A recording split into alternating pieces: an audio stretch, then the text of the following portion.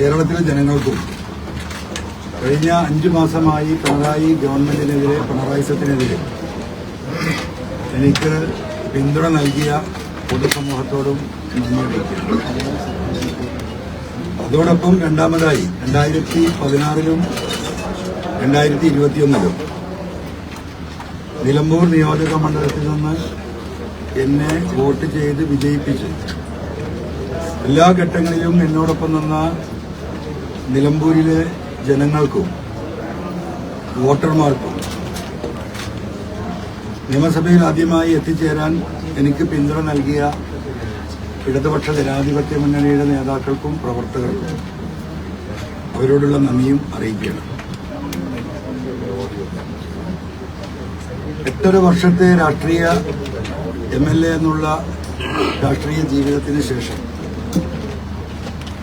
കഴിഞ്ഞ 11-ാം തീയതി ഞാൻ ഒഫീഷ്യലായിട്ടാണ് ഇന്ന് രാജിക്കത്ത് നൽകിയിട്ടുള്ളത്.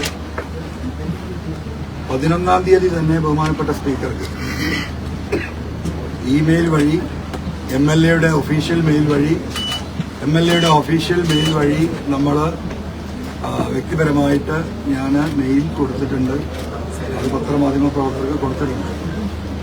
അപ്പോൾ രാജിവെക്കുമ്പോൾ സ്വന്തം കൈപ്പടയിൽ എഴുതി ഒപ്പിട്ട് നേരിട്ട് സ്പീക്കർക്ക് സമർപ്പിക്കണം എന്ന് ഈ ആക്ട് പറയുന്നുണ്ട്. ഞാൻ കൽക്കട്ടയിലായതുകൊണ്ട് നേരിട്ടൊന്ന് കൊടുക്കാൻ സാഹചര്യമില്ലാത്തത് കൊണ്ടാണ് മെയിൽ വഴി അയച്ചത്. ആ മെയിൽ വഴി അയച്ച സന്ദേശത്തിൽ ഇങ്ങനെ തിങ്കളാഴ്ച ദിവസം നേരിട്ട് നൽകും എന്ന് പറഞ്ഞിരുന്നു. അത് പ്രകാരം അദ്ദേഹത്തെ അത് ഏൽപ്പിച്ചിരിക്കുകയാണ്. ഇനി രാജി സ്വീകരിക്കേണ്ട ഉത്തരവാദിത്തം ബഹുമാനപ്പെട്ട സ്പീക്കർക്കാണ്. രാജി സ്വീകരിക്കണം എന്നും ആ ലെറ്ററിൽ അഭ്യർത്ഥിച്ചു. ഇതാണ് രാജിയുമായി ബന്ധപ്പെട്ടിട്ടുള്ള വിഷയം. എന്തുകൊണ്ട് രാജിവെക്കുന്നു എന്നതാണ് നിങ്ങളെല്ലാവരും വളരെ സീരിയസ് ആയിട്ട് എന്നിൽ നിന്ന് കേൾക്കാൻ ആഗ്രഹിക്കുന്നത് കേരളത്തിലെ ജനം എന്നാണ് ഞാൻ മനസ്സിലാക്കുന്നത്. രാജിവെക്കുന്ന ഒരു ഉദ്ദേശത്തോടു കൂടിയല്ല കൽക്കട്ടയിലേക്ക് പോയത്.